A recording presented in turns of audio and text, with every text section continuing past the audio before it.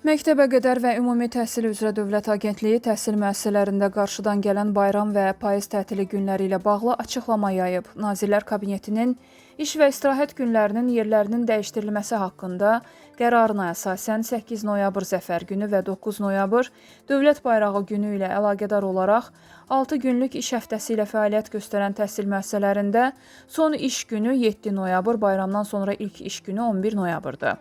5 günlük iş həftəsi ilə fəaliyyət göstərən təhsil müəssisələrində isə son iş günü 7 noyabr, bayramdan sonra ilk iş günü isə 12 noyabrdır.